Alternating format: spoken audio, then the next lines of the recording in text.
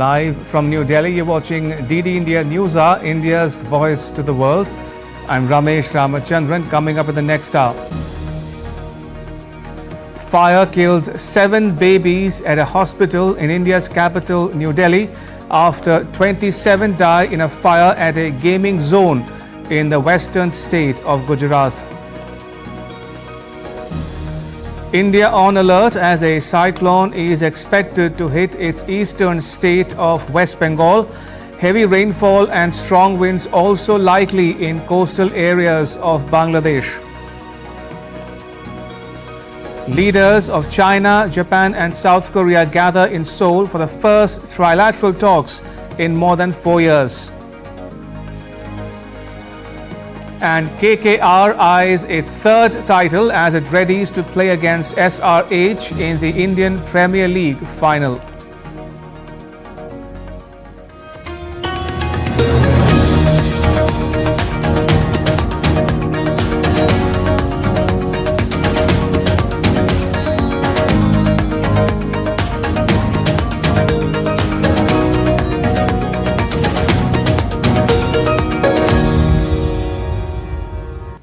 Cyclone Remal has intensified into a severe cyclonic storm in the Bay of Bengal.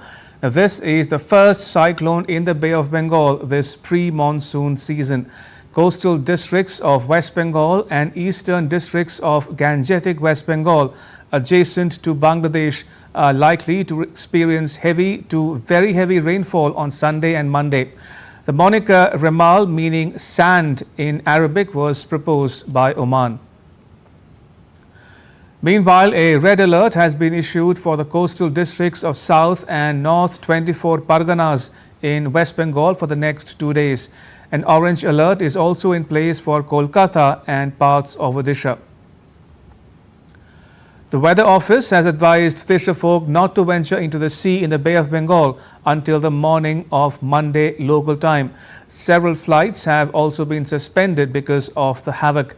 Flight operations at Kolkata airport were halted for 21 hours. The Indian Coast Guard is monitoring the area where the cyclonic storm is formed. It has deployed more than 10 ships and 2 aircraft. The Indian Navy has initiated preparatory actions to mount a credible humanitarian assistance and disaster relief. The situation is being monitored by the Eastern Naval Command. Teams of India's National Disaster Response Force have been deployed at Sundarbans in the North 24 Parganas district of West Bengal. A team stationed at Hasnabad is alerting locals to stay off the coast. हमारी जो है एक team जो cyclone है इसके लिए जो है यहाँ पर हसनाबाद में डिप्लॉयड है और इससे साइक्लोन से जो भी खतरा है उसको मिटिगेट करने के लिए हम पूरी तरीके से prepare. And joining me is my colleague Prasenjit Bakshi, who is in West Bengal as we speak. Also with me is Naval Singh Parmar. He is in Dhaka, Bangladesh. If I can come to you first, Prasenjit, talk to us a bit, if you will, about the preparations being made before and after the cyclone makes landfall in West Bengal. Look, Ramesh, situation is worsening in every hour. Now you can find the cloudy situation and the windy sound also. The speed of the wind is increasing. As I am standing in Kolkata, that is very near of the coastal region of South 24 Pargana. So this is the main affected area. So the local administration is miking and rescuing or displacing the local people who are staying in Sundarban, who stays around the river. They are evacuated and they are taken to the relief centers already, and the process is on. But I think whatever information we have received, that the last vessel for evacuation that has been reached to the mainland. So all people are more or less evacuated. the barrage there in Sundarban area, those are inspected by the irrigation department, and NDRF, SDRF, they are also on alert in various places. Whatever the information we have received from the weather department, that as you mentioned, that the landfall will happen somewhere between the Sagar Island of West Bengal, of the Indian part, and the adjacent part of the neighboring Bangladesh. So the South 24 Pargana district, 24 Parganas district of West Bengal, North 24 Parganas district of West Bengal, the entire Sundarban area will be the worst affected for this Ramel. And Kolkata will also remain the affected major city of the South Bengal, because the Kolkata is in the middle of this both South 24 Parganas and North 24 Parganas. So all type of precautionary measures has been taken by the Kolkata Municipal Corporation also, and waiting for the time when the landfall may happen in the midnight, sometime around 11 p.m. to 1 a.m. Ramesh. Right, so 11 p.m. to 1 a.m. local time is the approximate window for the cyclone making landfall in the state of West Bengal. Let me now turn to my other colleague Naval Singh Parmar, who is standing by in Dhaka, Bangladesh. Naval Singh, the cyclone, we are told, will cross between the coasts of West Bengal and Bangladesh. How intense will it be, and what can you tell us about the measures that have been put in place for it, and also the areas that will most likely be affected?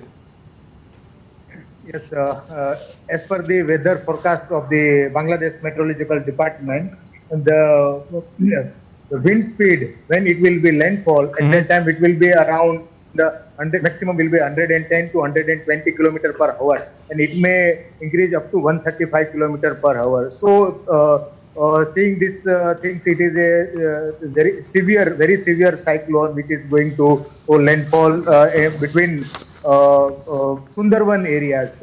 As my colleague rightly said, that the Sundarban areas of Bangladesh as well as India will be the most affected area. As you see the projection of the Met Department or Indian Meteorological Department's map, then it shows the area of Sundarban and the areas shown by the Met Department are similar. So the maximum affected area will be the Sundarban area, either side of the border, Indian side or the Bangladesh side. So in the Bangladesh side, the districts of Satkhira, Khulna, Borisol, then Beggarhat and the Ola district will be the most affected districts from Bangladesh side, and in around nine districts of Bangladesh are red alert have been issued, and for the other district there is a orange alert.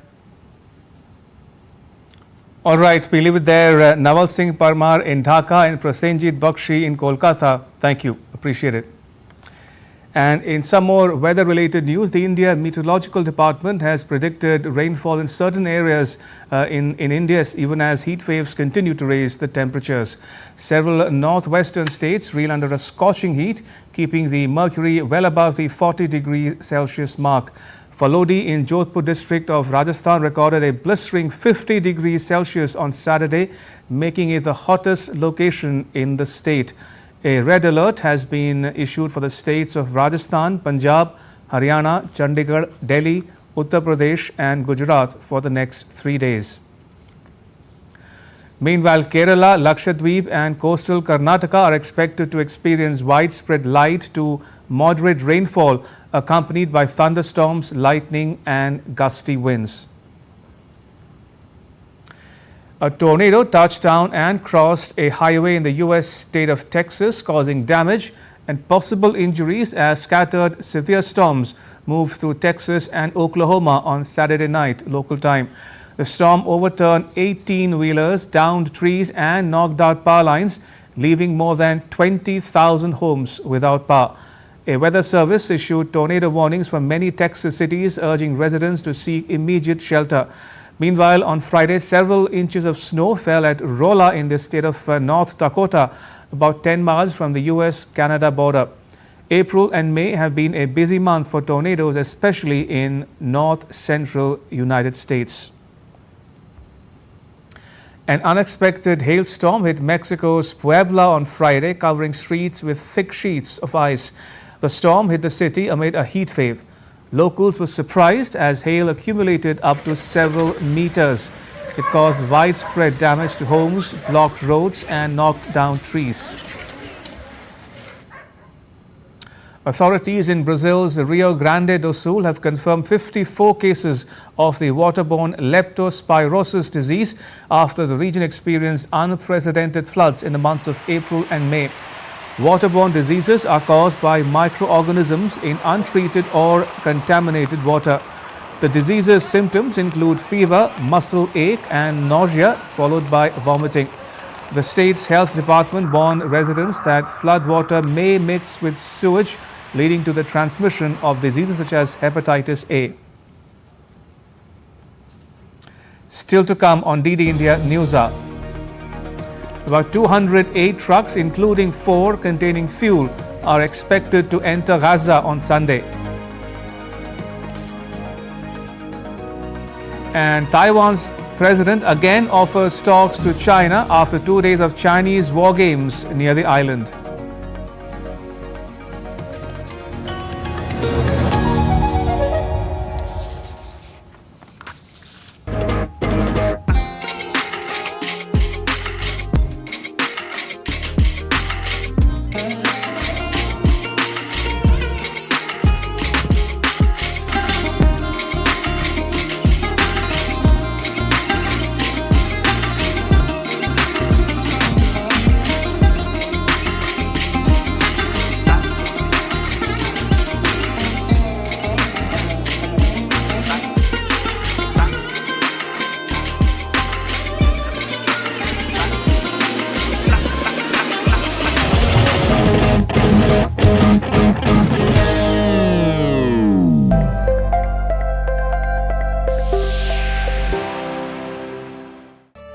Welcome to Rajasthan, the celebration of India.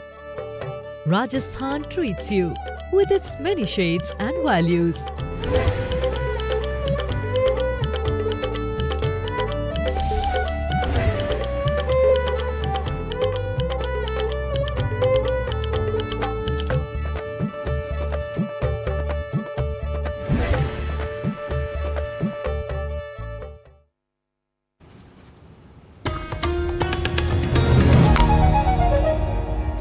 You're watching DD India News Hour. I'm Ramesh Ramachandran. About 208 trucks, including 4 fuel trucks, are expected to enter Gaza on Sunday. More than 1,000 metric tons of aid have been delivered to Gaza across a US-built pier. The aid, transported from Cyprus, is being inspected by Israel before reaching the pier. The operation is estimated to cost $320 million and involves 1,000 US service members. Leaders from South Korea, China and Japan will begin their first trilateral summit since 2019 in South Korea's capital Seoul on Sunday. China's Premier Li Qiang and South Korean President Yoon Suk-yeol said that they will work together for win-win results in spite of a global economic uncertainty in a bilateral meeting. Earlier, Li Qiang and Kishida Fumio met with South Korean President Yoon Suk-yeol at the presidential office in Seoul on Sunday. The 3 nations will address disputes and cooperation and adopt a joint statement on wide-ranging topics such as economy and science and technology. DD India's Laura Westbrook has more from Hong Kong.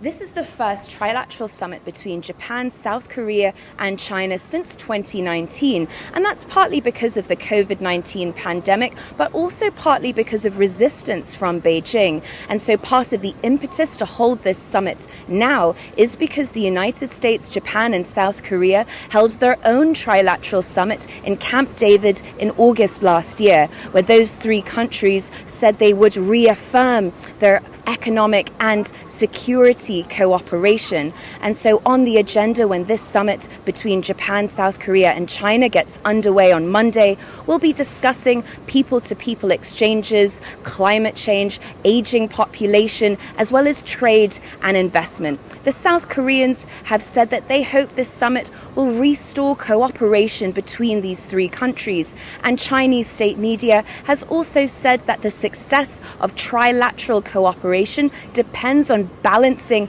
cooperation with competition. Now, also on the agenda is South Korea and Japan will also be looking to discuss the North Koreans' evolving weapons program. They will be looking to China as North Korea's biggest source of aid to try and exert some of its influence on North Korea to abandon its nuclear weapons program. Now, some observers have said while there might not be any major breakthroughs, the fact that the leaders of these three countries are meeting and the optics of that is in and of itself very meaningful. These three countries represent 25% of the global GDP. But for South Korea and Japan, it will be a balancing act of trying to get warmer ties with China, which is their biggest trading partner. But they have also been growing closer to the United States. That's in the face of concerns over North Korea, as well as China's growing military assertiveness in the region. Beijing will be not wanting to see a further strengthening of cooperation between the US, South Korea and Japan. So it will be interesting to see what comes out of this joint statement by South Korea, Japan and China after the summit takes place on Monday. Laura Westbrook in Hong Kong, reporting for DD India. And staying in the Indo-Pacific, Taiwan's President Lai Ching-te has again offered talks with China on Sunday following 2 days of Chinese war games near the island, saying that he looked forward to enhancing mutual understanding and reconciliation. China, which views democratically governed Taiwan as its own territory, carried out the military drills on Thursday and Friday, saying that it was a punishment of sorts. China has repeatedly lambasted Lai, saying that he is a separatist. Lai rejected Beijing's sovereignty claims and said that only Taiwan's people can decide their future. He has repeatedly offered talks but has been rebuffed. North Korea's defense ministry on Sunday accused the United States and South Korea of ramping up reconnaissance activities around the inter-Korean border, warning that it will act if its sovereignty and security are violated. North Korea accused South Korea's Navy and Coast Guard of stoking military tensions by stepping up patrol activities and increasingly breaching the maritime border. North Korea's leader Kim Jong-un criticized propaganda leaflets sent in balloons from South Korea, calling it a dangerous provocation. Ukraine's Air Force on Sunday said it destroyed 12 missiles and all 31 drones launched by Russia during its latest overnight airstrike. A Russian strike on a crowded hardware store in Kharkiv killed 14 people and injured dozens. According to the region's governor, air defense units had intercepted and destroyed 29 airborne targets.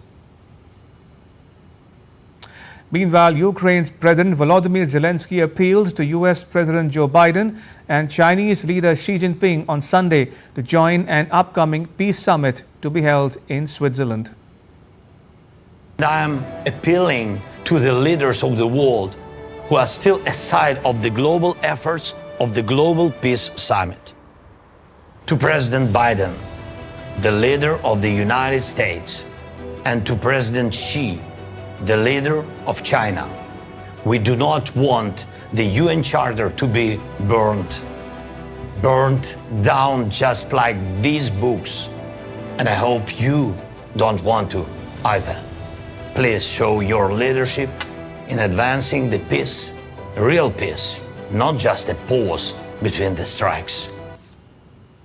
And now take a look at what else is making news around the world. Yemen's Houthi released around 100 prisoners belonging to government forces on Sunday. Planned release comes at a time when peace talks between the Houthis and the Yemeni government, along with the Saudi Arabians and the United Nations, have advanced significantly.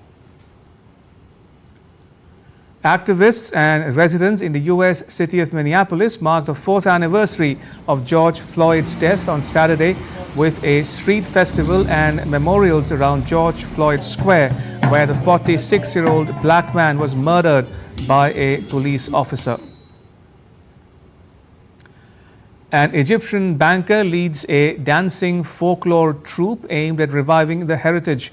Within the ensemble known as the AUC Alumni Folklore Troupe, the dancing troupe aims to revitalize traditional songs through craft choreography. A British Air Force pilot died after a Spitfire aircraft crashed into a field in England on Saturday. The fighter aircraft was part of a commemoration of the Battle of Britain at the RAF Coningsby. An investigation is underway for the cause of the accident. Thousands of people protested in Spain's Balearic Islands on Saturday against mass tourism ahead of the summer season. The protesters demanded more sustainable tourism and more controls on holiday accommodation. Many rental properties are used for holiday rents and not affordable for the locals. Political parties in South Africa held rallies in the final weekend before the country's national and provincial elections on the 29th of May. South Africa's President and African National Congress leader Cyril Ramaphosa promised to work more on issues such as jobs and state welfare during his campaign for the elections.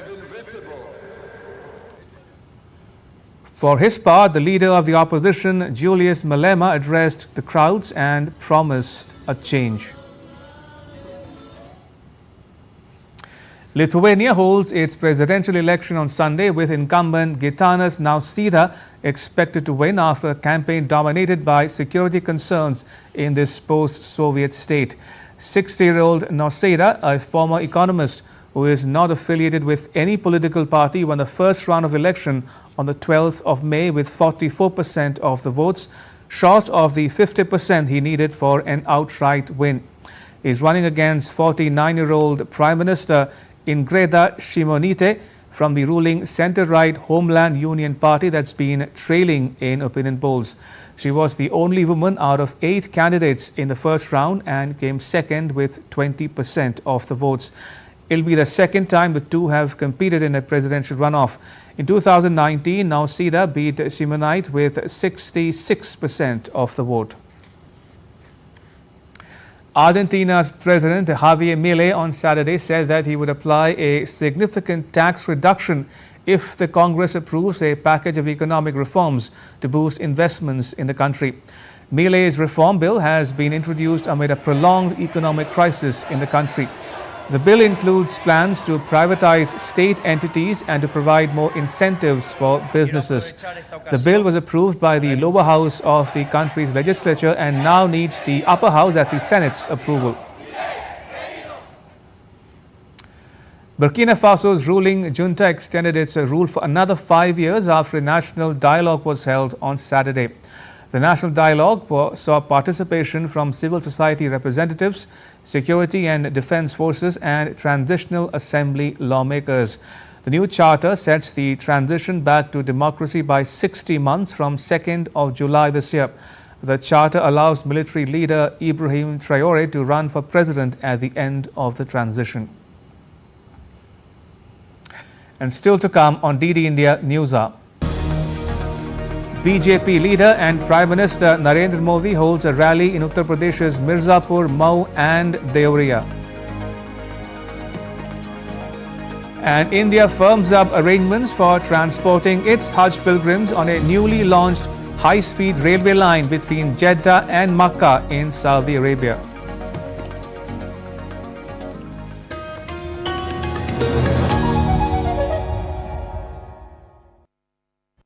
Hype versus facts. In-depth news and analysis with experts who will help you decide why this election matters.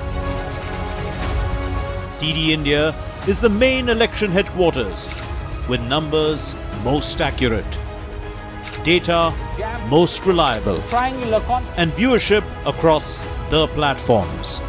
Stay tuned to the Great Indian Election only on weekdays at 8:30 p.m. IST and 1500 hours GMT.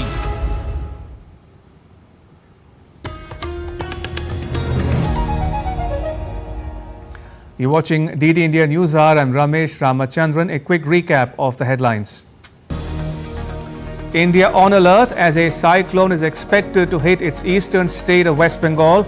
Heavy rainfall and strong winds likely in coastal areas of India and Bangladesh. Fire kills 7 babies at a hospital in India's capital, New Delhi, after 27 die in a fire at a gaming zone in the western state of Gujarat. And KKR eyes its third title as it readies to play against SRH in the Indian Premier League final. At least 27 people died after a fire broke out at a gaming zone in Gujarat on Saturday. Chief Minister Bhupendra Patel visited the accident site on Sunday morning local time. He met the victims in hospital. The Prime Minister Narendra Modi has announced an ex-gratia of $2,400, whereas Gujarat government announced a $5,000 compensation each for the families of the deceased and $600 each for the injured. A special investigation team has since been set up to find out the cause of the fire. The Gujarat High Court has taken suo motu cognizance of the incident. The suo motu petition will be heard on Monday. And India's Prime Minister Narendra Modi expressed grief over the loss of lives in a fire in Rajkot, Gujarat. Taking to X, the Prime Minister said, and I quote, "Extremely distressed by the fire mishap in Rajkot. My thoughts are with all those who have lost their loved ones. Prayers for the injured. The local administration is working to provide all possible assistance to those affected," unquote. And my colleague Meghna Dev spoke exclusively to Rajkot's Police Commissioner Raju Bhargav on the preliminary leads that led to this fire tragedy. Take a listen. I'm joined in by Rajkot Police Commissioner Raju Bhargav, who will throw some more light on the preliminary information that the administration has been able to gather after fire has engulfed an entire game zone here in the city of Rajkot in the state of Gujarat. 27 people have been confirmed dead. Is this number expected to rise, sadly? We have been able to clear all the debris. No new dead bodies have been found since yesterday night. So as of now, we have accounted for 27 dead bodies. So I expect that numbers would not rise beyond this. It appears there was some construction work was going on in the gaming zone, and probably because of some fire incident, the fire was caught by the inflammable material that was there in the gaming zone, and because of the material and the high winds, it spread all over, and the tragic incident took place. It is also being said that there was no fire NOC that was obtained by the owners of the gaming zone of the property. What do you have to say? What has been ascertained till now? They did not have any fire NOCs, though they had the fire extinguishers there. But though they tried extinguishing the fire with these extinguishers, but because the magnitude of fire was so huge that they were not able to control with the existing fire structure, with the fire extinguishers. We have registered an offence under IPC 304, that is culpable homicide not amounting to murder, against 6 persons, out of which 2 persons have been arrested by the police. We have constituted special teams to apprehend the other 4.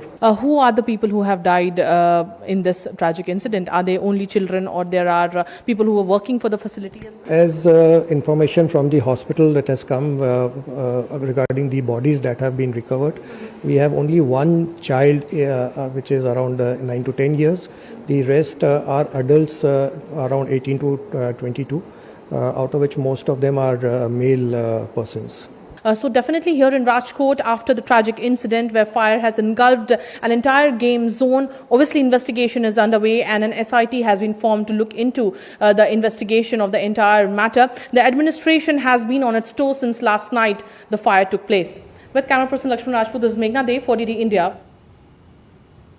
and Meghna Dev joins us for more. Meghna, what's the latest you can share with us? Are the operations over?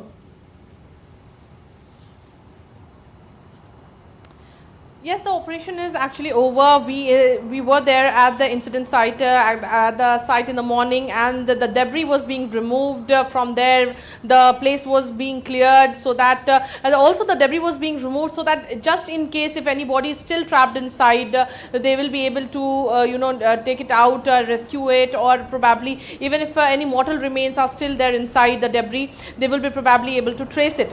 But as of now, all the rescue operation, search operation has already taken place. What we get to know from the police department of Rajkot is that 40 people had been rescued after the fire incident took place.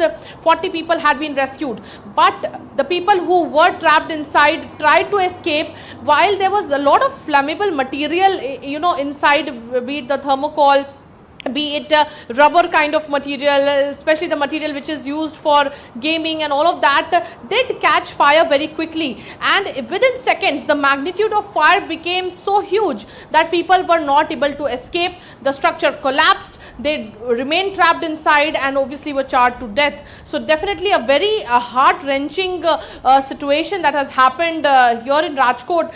Besides, there are people who are still under treatment in the civil hospital in Rajkot, AIMS, as well as a couple of private hospitals as well. Besides that, because the dead bodies are so charred that nobody is able to identify them, their relatives are not able to identify them, so DNA testing is being done. The DNA samples were collected last night and was sent to the capital of Gujarat in Gandhinagar, where the forensic science laboratory will examine those DNA samples. Those had been taken by an air ambulance so that they quickly reach the FSL laboratory, and the results would be out so that the test can take place and the results can be out soon. And very quickly, Meghna, if I might ask, you spoke to the Rajkot Police Commissioner. How's the investigation coming along? Yes, I was about to tell you about the investigation, Ramesh. The investigation, 2 people have been arrested. Yuvraj Singh Solanki, who is the owner, and the other is the manager. 2 people have been arrested. Lookout notice has been issued for the other 4 people whose names are there in the FIR, so that they do not escape the country. The search is on for them. They will all be, what the police department here tells us, that they will also be soon arrested and taken into custody. They will be interrogated, and SIT has also been formed. A special investigation team has been formed to look into the matter, which has an ADGP rank police, which also has a chief fire officer, a forensic expert, as well as an engineer, who will probably look at different aspects of how the incident took place, what exactly happened, why the people couldn't manage to escape, and who is culpable of this entire situation. So all of that will be investigated in the days to come. Definitely the first priority is what the police commissioner told us, that the first priority is arresting those 4 people whose names are there in the FIR. 2 have already been of the 6 people, 2 have already been arrested, 4 are still remaining, and a lookout notice has been also put out for that. All right, Meghna, that's all we have time for. Thank you for your updates. Appreciate it. In other news, a fire broke out at a children's hospital at Vivek Vihar in India's capital, New Delhi, killing at least 7 newborn babies. According to the fire department, exploding gas cylinders caused the fire. 9 fire tenders were rushed to the site. Delhi's Lieutenant Governor Vinay Kumar Saxena asked the Chief Secretary to institute an inquiry. Prime Minister Narendra Modi announced an ex gratia of $2,400 from the Prime Minister's National Relief Fund that would be given to the next of kin of each of the deceased. And India's Prime Minister Modi took to X and expressed grief over the incident. He said, and I quote, "The fire tragedy at a hospital in Delhi is heart-rending. My thoughts are with the bereaved families in this incredibly difficult time. I pray that those injured recover at the earliest," unquote. President Draupadi Murmu and Vice President Jagdeep Dhankar have also condoled the deaths. And now take a look at what else is making news in India. The 7th edition of a biennial joint military exercise codenamed Shakti between India and France ended on Sunday in the northeastern Indian state of Meghalaya. The Indian contingent comprised 90 personnel of the Rajput Battalion, and the French contingent was represented by personnel from the 13th Foreign Legion Half Brigade.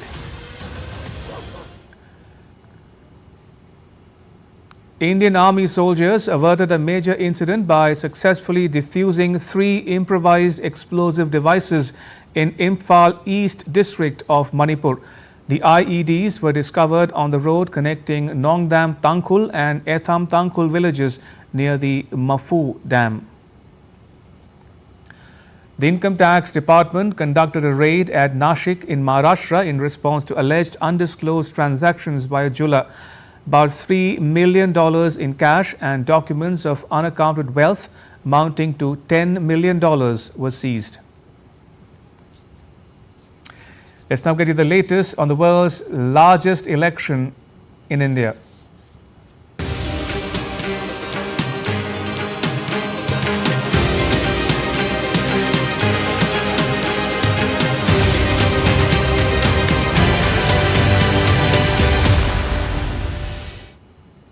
Campaigning has intensified for the 7th and final phase of India's parliamentary election. BJP leader and Prime Minister Narendra Modi on Sunday held a rally in Uttar Pradesh's Mirzapur, Mau and Devariya. He criticized the opposition alliance's plan to have 5 prime ministers in 5 years. अब ये सपा कांग्रेस इंडी गठबंधन ये कह रहा है कि 5 साल में 5 प्रधानमंत्री। अब बताइए भाई, ये 5 साल में 5 प्रधानमंत्री कोई रखता है क्या? जहां प्रधानमंत्री अपनी कुर्सी बचाने में ही लगा रहेगा तो वो क्या देश को मजबूत बना सकता है क्या?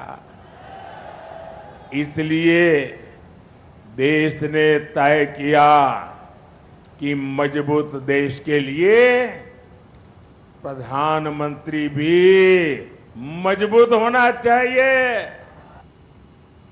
On Sunday, BJP leader and Home Minister Amit Shah addressed a public rally at Karakat in Bihar. Sunday also witnessed Congress President Mallikarjun Kharge addressing a public rally at Sasaram in Bihar, aiming to garner support from voters. The rally's venue was thronged by hundreds of people. Congress leader Rahul Gandhi addressed a public rally on Sunday in Himachal Pradesh's Nahan. During his address at the rally, Rahul Gandhi praised India's constitution as an ancient voice of the nation. हमारे लाखों कार्यकर्ता जनता की आवाज बनकर आजादी की लड़ाई लड़े और देश के लोगों के साथ मिलकर हमारे कार्यकर्ता ने देश को यह संविधान दिया है. इस कॉन्स्टिट्यूशन की, संविधान की सोच हजारों साल पुरानी है. हिंदुस्तान के महापुरुषों की सोच इस कॉन्स्टिट्यूशन में है और यह हिंदुस्तान की, भारत की बहुत पुरानी आवाज है. Samajwadi Party's Salman Khan has said that development has been slow in Uttar Pradesh. On being asked about an average voter turnout, he said voters are less enthusiastic because of slow development, but hopefully the state will see a better turnout in the 7th and last phase of election. ये सब हालात को देखते हुए जो हमारे मतदाता हैं उनके अंदर कोई बहुत ज़्यादा स्पिरिट नहीं कि जाके हम वोट करें. हालांकि प्रचार प्रसार बहुत हो रहा. खुद मेरे मोबाइल पर चुनाव आयोग का मैसेज आया कि ये 2024 का आप अवश्य वोट करें, लेकिन आम जनता निराश है. लेकिन फिर भी जो हमारा यंग तबका है वो दिलचस्पी से वोटिंग कर रहा है और इसका परसेंटेज कहीं कहीं बहुत ज़्यादा है. The leader from Uttar Pradesh also urged voters to come out in large numbers and cast their vote in the 7th and last phase of election across the state. We have with us a young leader who is all set to appeal to the voters, because now after this 6th phase, the country would witness the 7th and the last phase of Lok Sabha election. Let's talk to him. What do you have to say to the young voters, especially of UP? In the past, I have read somewhere that the quote of Abraham Lincoln, and he said that democracy is the government of democracy is the government of the people, by the people and for the people. तो जो ये लोकतंत्र है, ये जनता की आवाज़ है, और इस आवाज़ को तभी हम आगे कामयाबी तक पहुंचा सकते हैं, संसद तक पहुंचा सकते हैं, जबकि वो अपना वोट दें, मतदाता अपना वोट दें। और जागरूकता तो अभी इलेक्शन कमीशन भी दे रहा है, मैसेज के ज़रिए से इंफॉर्मेशन दे रहा है कि ज़्यादा से ज़्यादा आप जाएं और अपना मतदान करें, क्योंकि हमारा जो कॉन्स्टिट्यूशन है वो हमें the constitution gives us the fundamental right, that right to vote। और आपको राइट जो वोट दी गई है, इसका आपको बहुत ज़रूरी है कि आप इसका यूज़ करके, इसको राइट को एक्सरसाइज करके आप इसको वोट को कास्ट करें। So there you heard a young leader who is appealing to all the voters, the first-time voters, the youth wing of the country and especially of Uttar Pradesh, to come out in large numbers and go to the polls in the 7th phase and the last phase of Lok Sabha elections 2024. With camera person Sanjeev, this is Deepika reporting for DD India from Azamgarh. A mango festival at Lal Bagh in Bengaluru is attracting people from distant places. It's a one-stop destination for a wide variety of mangoes from across the state. The festival also offers benefits for exporters. Despite a low yield because of a heat wave, the market is flooded with tons of the fruit. One of the major attractions is the Kari Ishad variety of mango, which has earned a geographical indication tag as well. The festival is on till the 10th of June. Aisha Khanam reports. Banganpalli, Malika, Kesar, Badami, Raspuri, Dasheri, Totapuri, Raslu Kalapad and Sugar Baby. They're all here at the Mango Mela in Lal Bagh, vying for attention and in competition among themselves. Mango enthusiasts from all parts of the city are seen indulging in purchases of organically grown mangoes from different parts of the state. Karnataka, being a major mango producing state, has not lived up to its expectations in terms of quantity this time around. And although the quality which gives the farmers their pride has remained satisfactory. Every year we make this event very successful with the involvement of FEOs and also farmers. The consumers here wait for the melas happening here. They get lot of assorted varieties here, around 15 varieties, 17, 18 varieties are also available. Mango is grown in over 1.49 lakh hectares, and every year over 12 to 15 lakh metric tons of mango sale is registered from Karnataka alone. Besides, the mangoes from here are exported to Europe. Badami and Malika are most preferred varieties overseas. Directly farmers are selling here, that is the advantage, so both consumer and supplier will be benefited. We have early varieties, mid-season varieties and late season varieties. Such a wide range you don't get in other states, especially in Karnataka we will get so much of range, about 18 varieties you can taste here. With 70 stalls situated in the lanes of the Botanical Garden, the Mela will be on for about 15 days. The rates are reasonably fixed by the Mango Marketing Board. That is one reason why people throng to buy mangoes in dozens and kilos. Mango lovers from across India visit this Mela. It seems to be very exciting to see all the mangoes at one place. You get to see so many varieties here. So it's good to see the varieties and buy upon tasting. So we get that leisure to taste as well before buying. So we are exploring now. There is a lot of variety available and the sellers are very educating towards the mangoes. They let you know how it's grown, how are the taste, how they differ. So it's good. Farmers get chance to sell their produce directly without middlemen. The Mela is a yearly event in Bangalore and is being held for decades. The farmers feel this is a good ground for some profits and hope that with more storage facilities, they will be able to bring in more mangoes and extend the sales. Aisha Khanum for DD India. The Consulate General of India in Jeddah, Saudi Arabia has arranged special transportation for Indian Hajj pilgrims on the newly launched Haramain high-speed railway line from Jeddah to Makkah in coordination with Saudi Arabian officials. India's ambassador to Saudi Arabia, Dr. Suhail Ejaz Khan, and Consul General Mohammad Shahid Alam accompanied the first group of Indian pilgrims on the landmark train journey on Sunday. They were joined by Saudi Arabia's Railways Vice President Eng Al Harbi and representatives from the Ministries of Hajj and Transport. Today is a historical day. Today, for the first time, Indian pilgrims will be taking the high-speed train from Jeddah Airport directly to Makkah.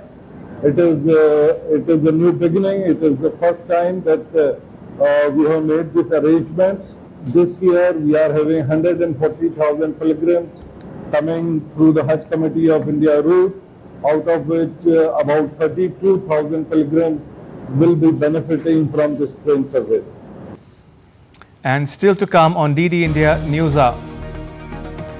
Payal Kapadia's All We Imagine as Light bags the Grand Prix, the second highest award at Cannes Film Festival.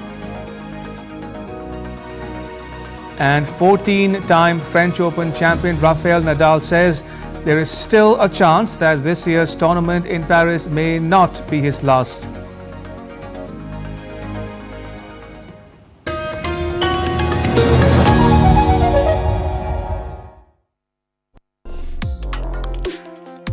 Complex issues, hidden agendas, twists and turns, strategic games.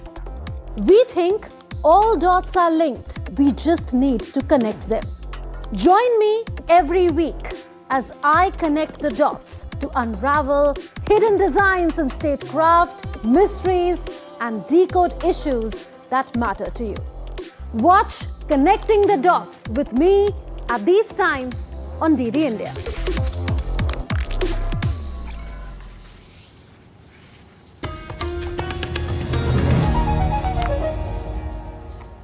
You're watching DD India News Hour. I'm Ramesh Ramachandran.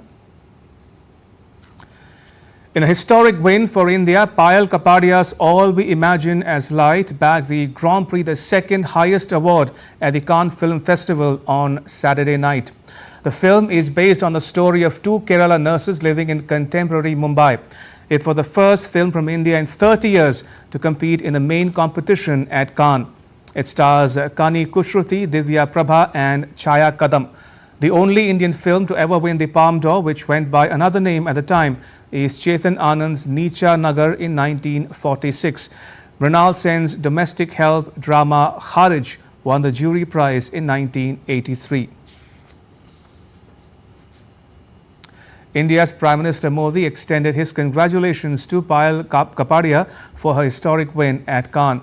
In a post on the social media platform X, he said, and I quote, "India is proud of Payal Kapadia for her historic feat of winning the Grand Prix at the 77th Cannes Film Festival for her work All We Imagine as Light. An alumnus of FTII, her remarkable talent continues to shine on the global stage, giving a glimpse of the rich creativity in India. This prestigious accolade not only honors her exceptional skills, but also inspires a new generation of Indian filmmakers," unquote.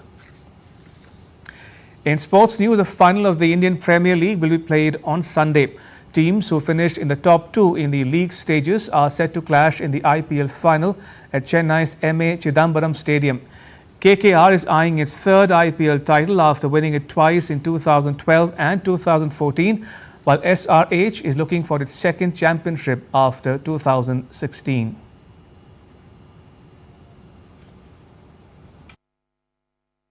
Exciting cricket, the Indian Premier League 2024 season has reached its finale, with Sunrisers Hyderabad and Kolkata Knight Riders setting up the marquee clash for the IPL trophy.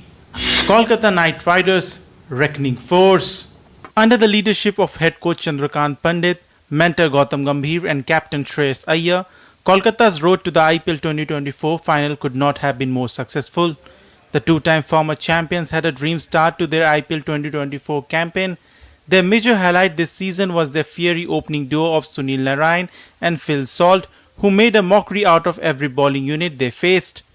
The likes of Sunil Narine, Andre Russell and Varun Chakravarti have all been in scintillating form in the competition, while the resurgence from Stark and Shreyas Iyer has made them clear favourites on paper before they take the field for the summit clash. They finished the league stage as table toppers with 20 points in their bag and a record-breaking net run rate of plus 1.428. Sunrisers Hyderabad, record breakers. On the other hand, the 2016 runners-up set the tone for jaw-dropping score lines that were witnessed this season.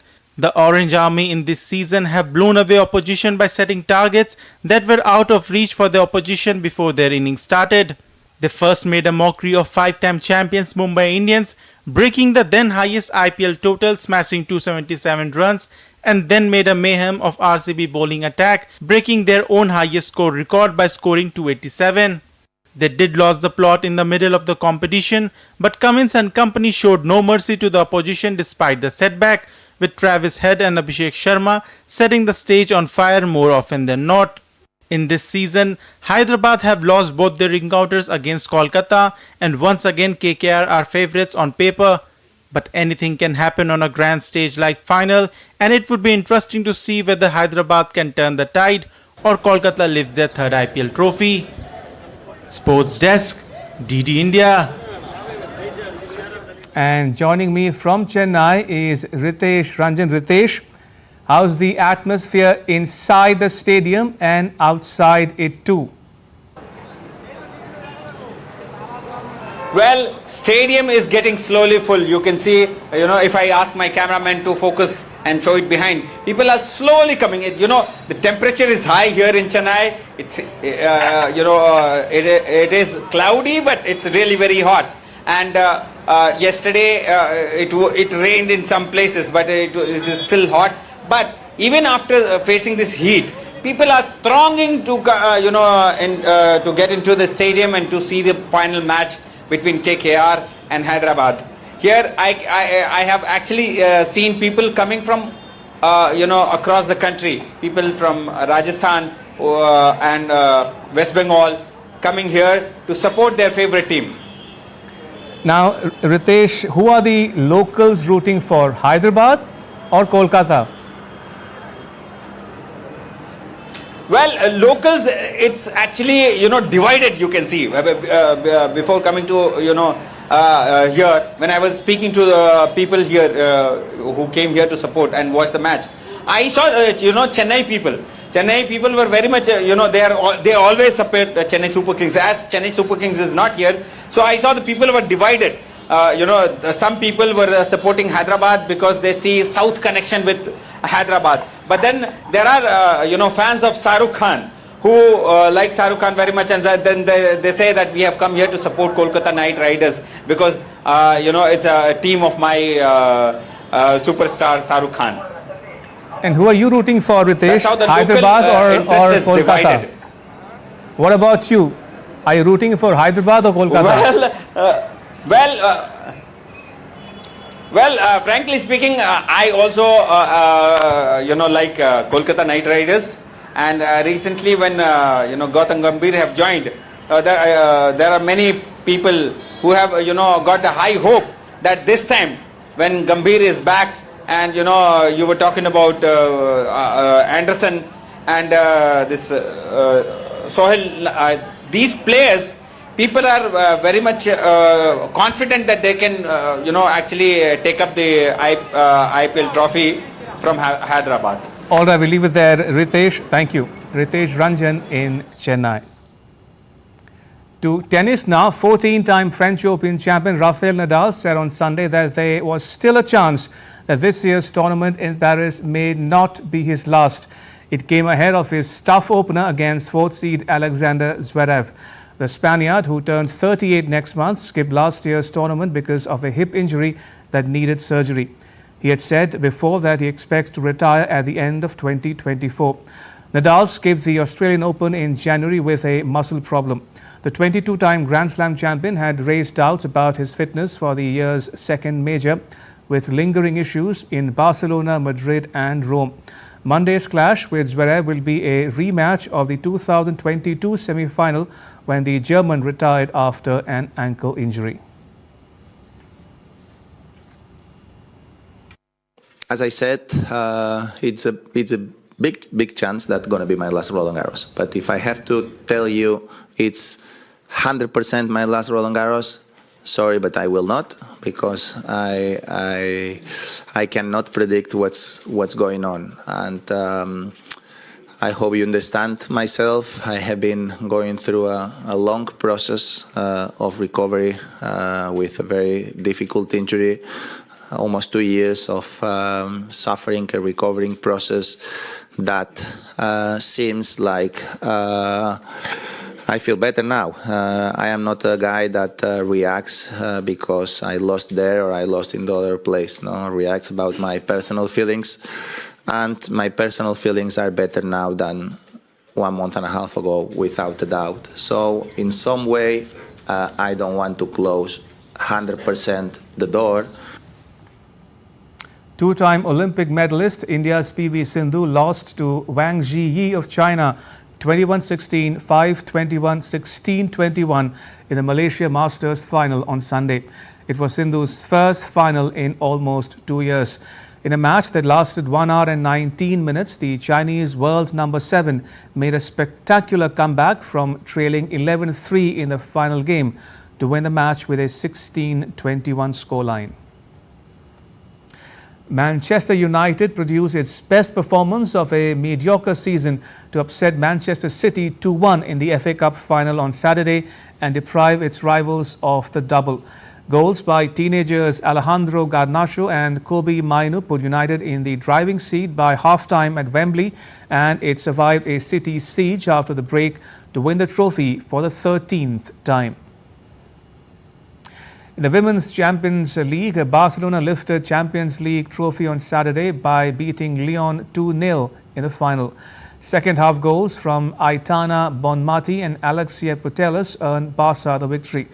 Barca, which beat VfL Wolfsburg 3-2 in last year's final, came into the game seeking to go one better than its 2019 and 2022 finals against French powerhouse Lyon, which it lost. And with that, it's a wrap on this edition of DD India News Up. For those of you on the go, you can get all the latest news and updates on the DD India mobile app. The app is available on both Android and iOS platforms. You can scan the QR code on the screen to download now. And let us know your thoughts on the news of the day. You can connect with us on Facebook, X and Instagram. You can also check out our website ddindia.co.in. We'll be back with more news as it breaks here on DD India. I am Ramesh Ramachandran. All of us here in New Delhi, thanks for watching DD India News Hour.